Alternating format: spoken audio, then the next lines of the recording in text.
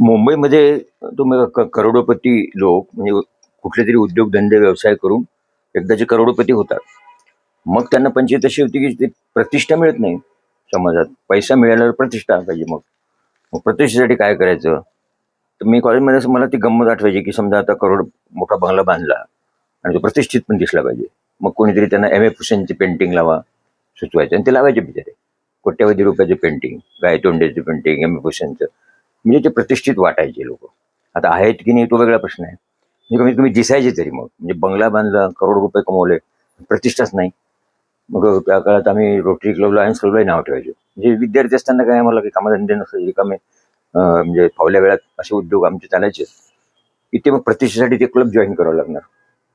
ही जी भानगड आहे की पैसा मिळाल्यानंतर प्रतिष्ठा, मग त्याच्यानंतर आनंद, शेवटी सर्वात शेवटी ते आनंदासाठी चाललेलं असतं. तर हे लक्षात यायला खूप खूप म्हणजे चर्चा केल्यानंतरच ते समजतं. मग आता इथे पुण्यात आल्यानंतर म्हणजे सुसंस्कृत दिसायची बुवा. श्रीमंत दिसणं वेगळं. मग मोठमोठे बंगलेवाले आहेत. माझा एक मित्र आहे की ते श्रीमंत कसं दिसायचं. मग त्यांनी सोनेरी रंग दिले. मला वाटतं दुबईमध्ये जसं सोनेरी कार आहेत म्हणजे श्रीमंती दिसते. आणि आत मनुष्य बिंडोकच असतो बरेचदा.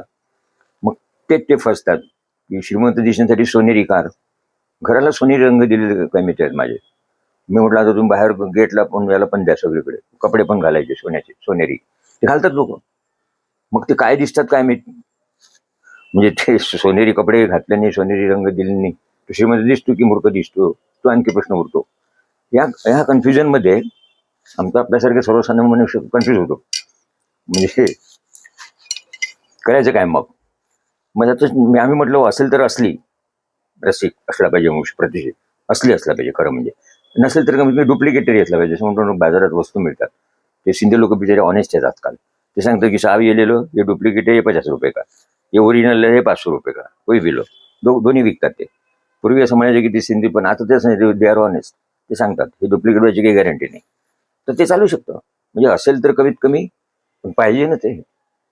असेल तर असली, नसेल तर नकली, पण मनुष्य प्रतिष्ठित दिसला पाहिजे, सुसंस्कृत दिसला पाहिजे. मग आता सुसंस्कृत दिसण्यासाठी काय करता येईल.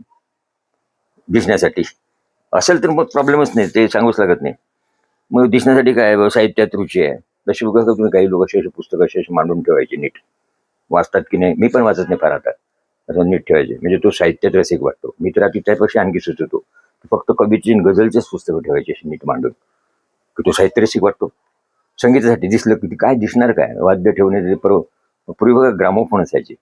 तो करोडपती माणूस तो बिंड म्हणजे अरसिक असला तरी ते ग्रामोफोनवर तबकडी ठेवताना दिसला, तबकडी लावली, तो रसिक वाटायचा ना. असेल तर मग आता चांगलीच गोष्ट आहे. समजा नसेल तर दिसला तरी पाहिजे. मग तो संगीत रसिक वाटायचा. तबकडी ठेवून गाणं ऐकतोय. ते गाणं कुठलं आहे त्याच्यानंतर ते नंतरचा विषय आहे, पण ते रसिक वाटायचं. तो म्हणजे साहित्य झालं, पुस्तकं लावलेली, संगीत म्हणजे ते ग्रामोफोनवर. मग कलेचं काय तर तेच एम एफ हुसेन किंवा अशा मोठ्या आर्टिस्ट जे पॉप्युलर आहेत त्याचे पेंटिंग भिंतीवर लावायचे. तो कला रसिक वाटायचा. कलाकार वाटणं वेगळं. कलाकार वाटायचं असेल तर मग इजल पेंटिंगचं जे साहित्य ठेवावं लागणार, जे माझ्याकडे आहे. आता हे दिसणं आणि असणं ह्याच्यात फरक राहणारच आहे. ते आपल्याला कळतं. आपण रसिक दिसतो आपण. माझी दाढी आहे, मला जर कोणी रसिक म्हणणारच. मी सांगितलं नाही की संगीताच्या कार्यक्रमामध्ये मला काहीच करावं लागत नाही. एक झब्बा घालायचा, दाढी आहेच, लोक या बसा सर, पहिल्या रांगेमध्ये जागा मिळू शकते, झालो प्रतिष्ठित. त्या रसिकेच्या बाबतीत प्रतिष्ठित झालो. हे प्रतिष्ठापना हे होणं हे तर चालतच राहणार आहे जगामध्ये. मग त्यामुळे आपल्याला माहीत असतं आपण कितपत काय आहोत. म्हणजे आपणच आपल्याला ओळखत असतो. आणि ते आपण आत्मा आपण कोण, मी, हे माझं शरीर आहे आणि मी.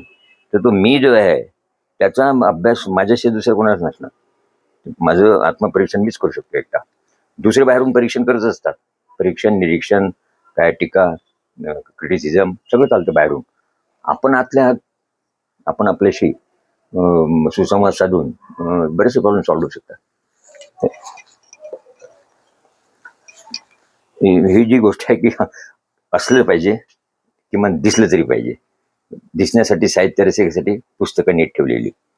संगीत रसिकासाठी तो ग्रामोफोन दिसतो, तो किंवा संगीत रसिक आहे स्वतःहून उठून बसून तबकडी ठेवतो, रसिक दिसतो तो. आणि असला तर फारच चांगली गोष्ट. मग असला तर पाहिजे. कारण सुसंस्कृत नसेल तर मग प्राण्यातून त्या माणसात काही फरक राहणार आहे. म्हणून ती गर्दी आपण म्हणतो, गर्दीला कंटाळलं. गर्दीच गर्दी आहे. त्यातलं कल्चरल किती, सुसंस्कृत किती, सुशिक्षित किती, सुविद्यकीय अनेक गोष्टी आहेत. आणि शिक्षण संस्थांचा फार मोठा रोल आहे याच्या बाबतीत. माणसं कशी घडवायची शिक्षण संस्थांचंच काम आहे. नाही घडवले तर मग ते फेस करावं लागतील. गर्दीमध्ये धक्के मारतील तुम्हाला. आपणही धक्के मारू मग लोकांना एकमेकांना. आता मारामारी म्हणजे धक्केच मारामारी खेळायची असेल तर खड्ड्यात गेलं ते संस्कृतपणा. गर्दी गर्दी होईल. गर्दी हवी की म्हणजे वातावरण कसं पाहिजे ते शिक्षण संस्थांनी ठरवून ते इम्प्लिमेंट करावं लागेल. ज्याला जेवढं झेपेल तेवढं करायचं.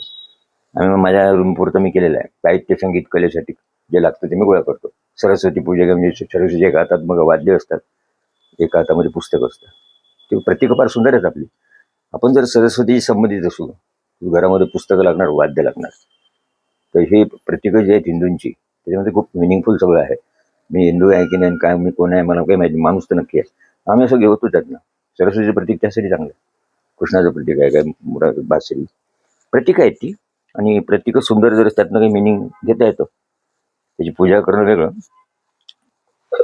थँक्यू.